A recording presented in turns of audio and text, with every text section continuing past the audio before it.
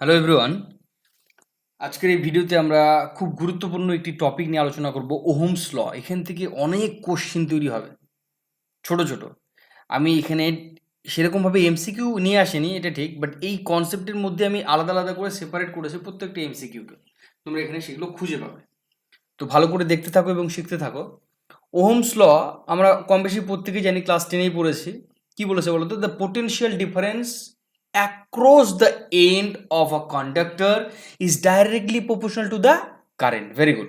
তাহলে আমরা কি জানি যে পোটেনশিয়াল যে ডিফারেন্সটা, পোটেনশিয়াল ডিফারেন্স দুটো প্রান্তের যে বিভব প্রভেদ আমরা যেটাকে বাংলায় বলি, potential difference across the end, দুই প্রান্তের এন্ডস, বোঝা গেল, of a conductor is directly, কি বলেছে, directly proportional to, directly, inversely নয়, directly proportional to the current is known as ohm's law. In general form আমরা শিখে এসছি। এই ওহমস লটা ততক্ষণ পর্যন্ত ঠিকঠাক থাকবে যতক্ষণ পর্যন্ত টেম্পারেচার, প্রেশার, হিউমিডিটি এগুলো কি হবে বলতো, কনস্ট্যান্ট হবে। কি হবে? কনস্ট্যান্ট। টেম্পারেচার, প্রেশার, হিউমিডিটি মানে আর্দ্রতা, এগুলো কি হবে বলতো, রিমেইন কনস্ট্যান্ট, কনস্ট্যান্ট থাকবে। তখনই কিন্তু একমাত্র ওহমস লটা কার্যকরী হবে। বোঝা গেল? এগুলো পয়েন্ট হচ্ছে ওহমস ল কিন্তু থেকে মনে রাখতে হবে যে কি কখন ওহমস লটা মানে এফেক্টিভ। টেম্পারেচার, প্রেশার, হিউমিডিটি এগুলো যদি কনস্ট্যান্ট থাকে তখনই কিন্তু এফেক্টিভ। আবার কি বলেছে, পোটেনশিয়াল ডিফারেন্স, দুই প্রান্তের যে পোটেনশিয়াল ডিফারেন্স সেটা কি ডাইরেক্টলি প্রপোর্শনাল, ইনভার্সলি নয়, directly proportional to the current. Directly proportional to the current in the sense আমরা জেনারেলি এটাকে লিখতে পারি ভি ডাইরেক্টলি প্রপোর্শনাল আই। এই প্রপোর্শনালটাকে সরিয়ে দিতে আমাকে একটা কনস্ট্যান্ট নিয়ে আসতে হবে, সেই কনস্ট্যান্টটাকে আমি লিখেছি এখানে আর। সেই কনস্ট্যান্টটাকেই কিন্তু আমরা আর দ্বারা ডিনোট করি, V equals to I R. Very very very important একটি ফর্ম, আমরা এটা ওহমের ল হিসেবে জানি, V is equals to I R, V is equals to I R, V is equals to I R. Very very important. এখানে আরটা কি, এই দেখো, এইবারই তো তোমাকে জানতে হবে ভালো ভালো জিনিসগুলো। আর হচ্ছে তোমার রেজিস্ট্যান্স, আমাদের সিলেবাসে দেওয়া আছে। আর হচ্ছে তোমার রেজিস্ট্যান্স। কথাটা মাথায় রাখবে যে এই যে ওহমের ল পড়ছি সেখানে কিন্তু রেজিস্ট্যান্সকে কনস্ট্যান্ট থাকতে হবে, কখনোই পরিবর্তন হওয়া যাবে না। যদি পরিবর্তন হয়ে যায় মানে হাই টেম্পারেচার তুমি দিলে কোনো কারণবশত, বা প্রেশারের আশেপাশে প্রেশারের কোনো পরিবর্তন ঘটলো, সেক্ষেত্রে কিন্তু রেজিস্ট্যান্স পরিবর্তন ঘটে যাবে। সেই রেজিস্ট্যান্সে যদি পরিবর্তন আসে ওহম ল কিন্তু আর হোল্ড করবে না, সেটা কিন্তু ওহম ললে বাইরে চলে যাবে। বোঝা গেল? নন ওহমিক ল হয়ে যাবে তখন। বোঝা গেল কি বলতে চাইলাম? রেজিস্ট্যান্সটা কিন্তু কি হতে হবে বলতো, কনস্ট্যান্ট হতে হবে। রেজিস্ট্যান্সটাকে কিন্তু কনস্ট্যান্ট হতে হবে। চলো, তারপরে কি বলেছে, আরটা আমরা জেনে গেছি অলরেডি, এটা একটা রেজিস্ট্যান্স। রেজিস্ট্যান্স কি বলতো, অ্যাকচুয়ালি আমি যদি সায়েন্সের ভাষায় জানতে চাই, রেজিস্ট্যান্স হচ্ছে এমন একটা কন্ডিশন বা প্রপার্টি বলতে পারো, যেটা কি করে বলতো, কারেন্টটা যেদিকে ফ্লো করে তাকে বাধা প্রদান করে। যদি সামনের দিকে যেতে চায় ও পেছনের দিকে টেনে আনবে, যদি পেছনের দিকে যেতে চায় ও সামনের দিকে টেনে আনবে, এরকম একটা বিষয়। মানে বাধা প্রদান করবে, সর্বদা বাধা প্রদান করা হচ্ছে রেজিস্ট্যান্সের প্রধান কাজ। বোঝা গেল? এবার এই রেজিস্ট্যান্সটা কি কি জিনিসের উপর নির্ভর করে, এইটা কিন্তু ভেরি ভেরি ইম্পর্টেন্ট। তোমাকে কিন্তু কোশ্চেন এখান থেকে দিতে পারে, তোমরা হচ্ছে ক্লাস 10-এও হয়তো দেখেছো এখান থেকে কোশ্চেন আসে যে আমাদের যে রেজিস্ট্যান্স এগুলো কোন কোন বিষয়ের উপর নির্ভর করে। দুটো বিষয় স্পেশালি, একটা হচ্ছে দৈর্ঘ্য এবং প্রস্থচ্ছেদের ক্ষেত্রফল। দেখো আমি এখানে লিখেছি, ভালো করে খেয়াল করো। Resistance, resistance is the property that resist the flow of current, that resist the flow, resist মানে বাধা প্রদান করছে কারেন্টকে ফ্লো করতে। ওকে, এবং এই যে ফ্লো রেজিস্ট্যান্সটা সেটা কি করছে, আমি বললাম লেন্থের সঙ্গে ডাইরেক্টলি প্রপোর্শনাল। যদি লেন্থ বাড়ে রেজিস্ট্যান্স বাড়বে, যদি লেন্থ কমবে রেজিস্ট্যান্স কমবে। বাট প্রস্থচ্ছেদের ক্ষেত্রফলের উপর দেখো, মানে এ মানে কি, cross section area, cross section area, তাই না? যদি ক্রস সেকশন এরিয়ার সঙ্গে কিন্তু আরটা তোমার ব্যস্তানুপাতিক। তুমি যদি সেপারেটলি লিখতে চাও তাহলে তুমি এইভাবে লিখবে না, দেখো তো, R is directly proportional to L, আর R is inversely proportional to প্রস্থচ্ছেদের ক্ষেত্রফল মানে ক্রস এরিয়া। এইটা, এই দুটোকে ডিফারেন্স হয়েতে তুমি এইভাবে লিখতে পারবে।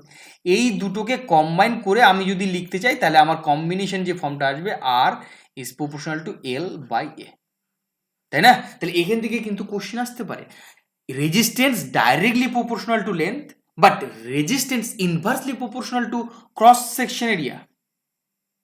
বুঝে গেল? এবার দেখো এখানেও যেহেতু একটা প্রপোর্শনাল সাইন এসছে, এটাকে সরিয়ে দিতে আমাকে আবার একটা কনস্ট্যান্ট নিয়ে আসতে হবে। সেই কনস্ট্যান্ট যেটাকে না নিয়ে আসা হয় রেজিস্ট্যান্সের রেসপেক্টে, সেটাকে বলা হয় রেজিস্টিভিটি। কি বললাম? Resistivity also is very very very important part. Resistivity, এই যে এখানে দেখতে পাচ্ছ না রো, এই রোটা কিন্তু তোমার রেজিস্টিভিটি। দেখো আমি এখানে লিখেছি এল লেন্থ অফ কন্ডাক্টর, এ হচ্ছে ক্রস সেকশনাল এরিয়া, তুমি অলরেডি এখন বুঝে গেছো। আর রোটাকে কি বলা হচ্ছে? Resistivity of the materials. এবার তুমি জিজ্ঞাসা করতে স্যার রেজিস্টিভিটিটা কি? দেখো রেজিস্ট্যান্স অলরেডি তুমি বুঝে গেছো যে কারেন্টটাকে যেদিকে ফ্লো করবে তার অপোজিট দিকে, মানে ওকে অপোজ করতে চেষ্টা করবে, বাধা দেবে বারবার করে। তাহলে রেজিস্টিভিটিটা কি? রেজিস্টিভিটিটা অ্যাবিলিটি টু কন্ডাক্টার, দেখো আমি এখানে লিখেছি ability to conduct electric current.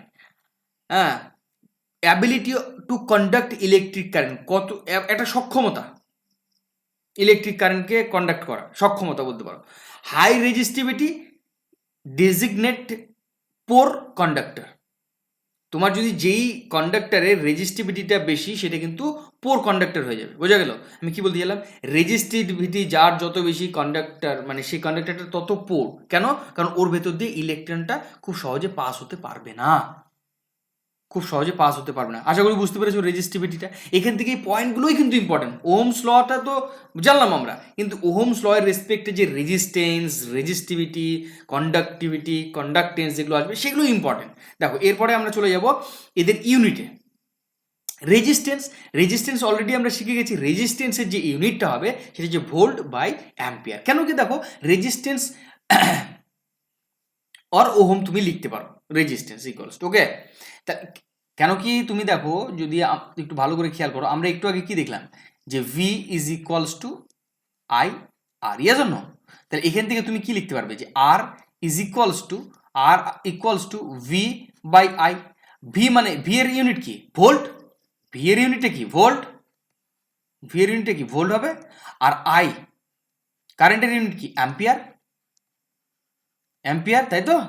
তাহলে দেখো তো এখান থেকে ইন্ডিভিজুয়ালি তুমি লিখতে পারো volt by ampere or ohm. In general competitive এক্সামের জন্য ওহমটা বেশি দেয়। আর রেজিস্ট্যান্সের যে ইন জেনারেল ফিজিক্সে যেটা সিম্বল সেটা হচ্ছে এরকম, এইটা এরকম সিম্বল। এগুলো আসবে ধীরে ধীরে। আর রেজিস্টিভিটির ইউনিট কি হবে? রেজিস্টিভিটির ইউনিট হবে ohm metre. Ohm metre, ohm metre, রেজিস্টিভিটির ইউনিট হবে তোমার ওহম মিটার। বোঝা গেল? এগুলো কিন্তু ভেরি ভেরি ইম্পর্টেন্ট পয়েন্ট আমাদের এক্সাম পয়েন্ট অফ ভিউ থেকে। দেখো এগুলোই জানতে হবে, বেশি জানার দরকার নেই, এগুলোই জানতে হবে, বেসিক জিনিসগুলো জেনে নিলেই হয়ে গেল। দেখো এবার আমরা চলে আসবো কন্ডাক্টিভিটি। আমরা অলরেডি ওহমের একটা ল জেনেছি, আরও একটা ল জানবো। কি বলো তো সেটা? দেখো আমরা অলরেডি শিখেছিলাম না তোমার হচ্ছে drift speed and current density, তোমাকে আমি বলেছিলাম যে ওহমস লতে এই দুটো কাজে লাগবে। দেখো আমি কিন্তু শিখেছিলাম যে আমার কারেন্ট ডেন্সিটি যেটা ছিল J is equals to N e V D, মানে ড্রিফট ভেলোসিটি।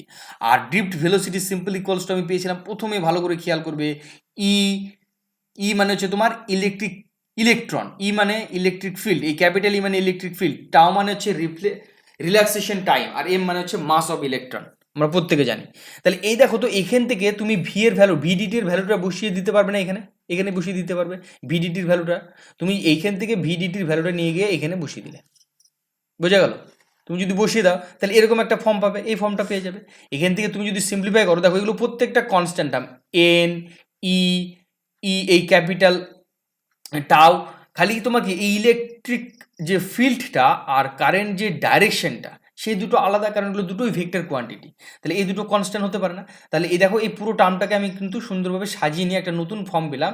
এবং দেখো এইখানে যে পুরো টার্মটা যে কনস্ট্যান্ট হয়ে যাচ্ছে, এই যে পুরো টার্মটা কনস্ট্যান্ট, এটাকে আমরা একটা নতুন সিম্বল দিয়ে নাম দিচ্ছি, সেটাকে নাম দেওয়া হচ্ছে সিগমা। সিগমা নাম দেওয়া হচ্ছে, এই দেখো সিগমা নাম দেওয়া হচ্ছে। তার মানে আমি এখান থেকে পরিষ্কার লিখতে পারি যে sigma is equals to N E square tau is equal by M, তাই তো? এটা আমি লিখতে পারি, এখান থেকে এটা লিখতে পারি। এইটাই কিন্তু তোমার আরও একটা ফর্ম ওহমস লয়ের, যে J is equals to sigma into E. কি বললাম? J is equals to sigma into E. This is another form of ohm's law, another form of ohm's law. আমি এখানে লিখে দেবো another form of, another form, it's already written, another form of Ohm's law, Ohm's law, বোঝা গেল? another form of Ohm's law এই যে এটা, J is equals to sigma into E। এই সিগমাটাকে কি বলা হচ্ছে? এই সিগমাটাকে বলা হচ্ছে কন্ডাক্টিভিটি। কি বলা হচ্ছে? কন্ডাক্টিভিটি। এর ইউনিটটা কি? এর ইউনিট হচ্ছে siemens per metre or ohm inverse metre inverse তুমি বলতে পারো, ওহম ইনভার্স মিটার ইনভার্স তুমি বলতে পারো। আবার এখান থেকে তোমাকে যেটা ভেরি ভেরি ইম্পর্টেন্ট জিনিস জানতে হবে যে সিগমা কি হবে বলো তো? আমরা যে রেজিস্টিভিটি পড়েছিলাম না, তার রেসিপ্রোকাল। আমরা যে রেজিস্টিভিটি পড়েছিলাম তার রেসিপ্রোকাল কিন্তু সিগমা, মানে conductivity. Conductivity is the reciprocal of resistivity.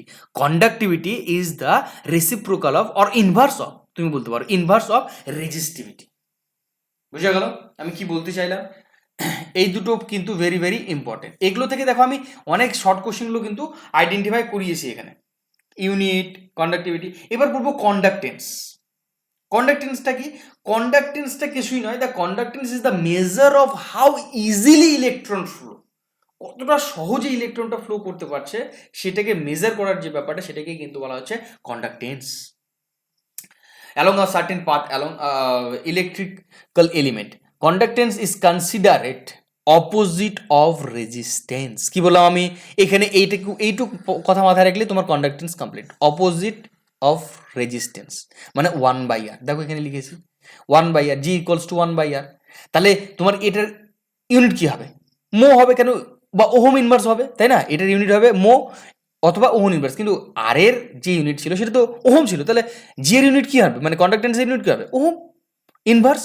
Ohm ইনভার্সটাকে আমরা মো দ্বারা লিখি। বোঝা গেল কি বললাম আমি কন্ডাক্টেন্সটা?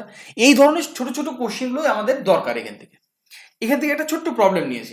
কোশ্চেন নাম্বার 1 দেখো কি ধরনের কোশ্চেন দিতে পারে, যে if the length of conductor is half করে দেওয়া আছে, ইটস কন্ডাক্টেন্স উইল বি। দেখো তোমাকে আমি এখান থেকে একটা জিনিস বলতে চাই।